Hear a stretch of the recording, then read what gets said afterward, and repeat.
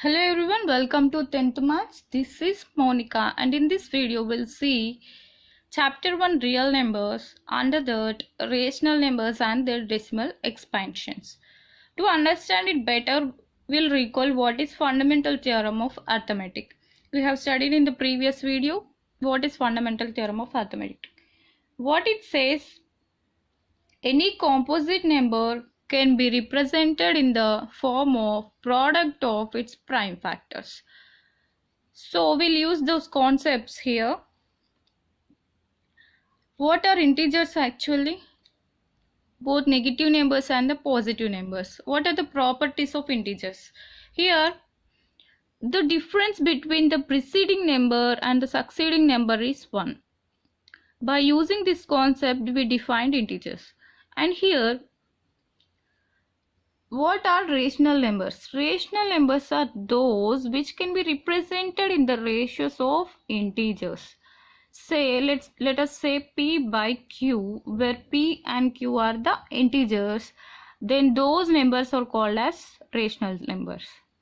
We'll use fundamental theorem of arithmetic and we'll say that the rational number, whether it is having terminating decimal expansion or non-terminating decimal expansion.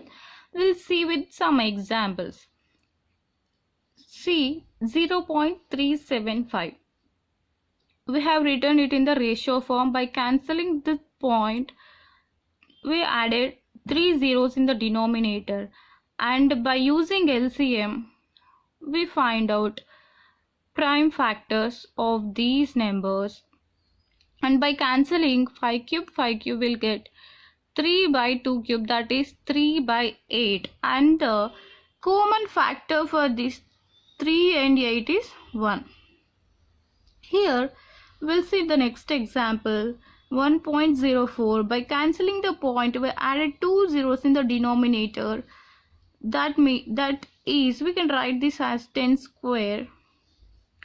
And by doing the prime factorization, we got this 2 cube into 13 by 2 square into 5 square. What we can conclude from this? 2 square will cancel out.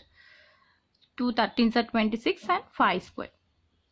26 by 25. And the common factor for this both is only 1. We'll see another example for better understanding. 12.5.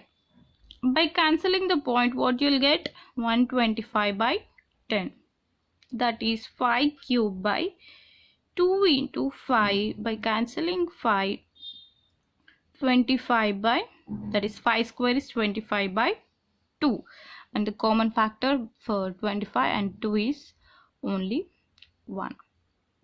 Here, by seeing these examples, have you noticed any pattern?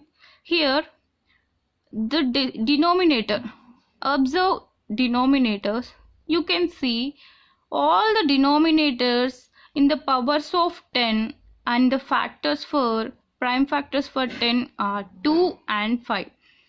Means every denominator is in the powers of 2 or powers of 5 or both powers of 2 and powers of 5.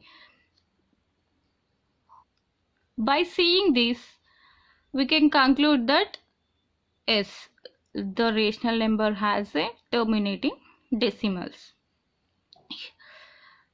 By seeing this, what is this?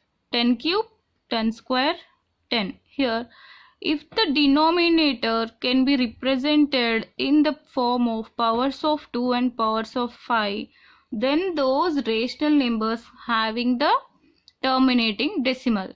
If you have not seen this, if any some other, will consider some other example like 1 by 7. That is how you can write this 7. 0.1 ones are 7. And what is the remainder? 3. Again 0. 4s are 28. Again, what is the remainder? 2. Again, how you can write 7 2s are 14. Again, what is the remainder? 6. Again, how you can write 8s are 56. Again 4. What is the remainder here?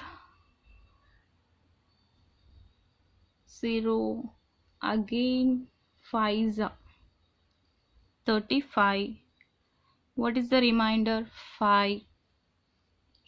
Again 0. 7s are 49. And what you'll get? Again 1. Again keeping 0. 1s are 7. So from here this series is repeating. These cannot be written in the form of, the denominator cannot be written in the form of 2 powers and 5 powers. So this number has non-repeating, non-terminating decimals. Okay, by seeing this we'll conclude a theorem. What is the theorem? Theorem 1.5, where let x be a rational number whose decimal form terminates. Here we have seen the examples with terminating decimals. Let x be a rational number whose decimal form terminates, then x can be expressed in the form of p by q. Here we have expressed this in the form of p by q, that is 3 by 8 for this example, where p and q are co-primes.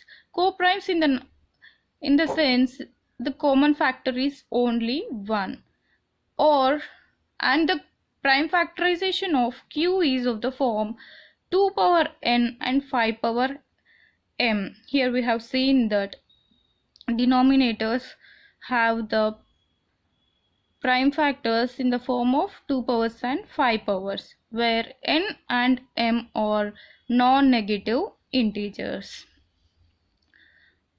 I think you all understood the theorem. Here we have seen that if x is given, we wrote this in the form of ratios. If the rational number is given in the ratio form, how we can write in the form of decimals? We'll see that. Here we'll take the same examples in the ratio forms. Here we'll take the same example 3 by 8. How you can write this? 3 into 2 cube. Here I will say you small trick. Whatever be the power of 2, multiply the same power with 5. Here it is 2 cube. Then multiply the same 5 cube in the denominator along with the numerator. What you will get? 375 by 10 cube. That is 3.375. With this example, we'll write another theorem. Theorem 1.4. What it says, let p by q be the rational number. Before we have seen rational number in the form of x, and we have written that x in the form of p by q. Now we'll take reverse. Take p by q as a rational number such that prime factorization of q is in the form of 2 power n and 5 power m, where n and m are non-negative integers. Then x has a decimal expansion which terminates. Here for the terminating decimal form, the denominator must and should be in the powers of 2 or powers of 5 or both powers of 2 and powers of 5. Then we can conclude that the given rational number is a having terminating decimal form. I think you all understood what is a rational number with terminating decimal form. If you like the video, please do like, comment and subscribe. Bye for now. We'll meet in the next video. Thank you.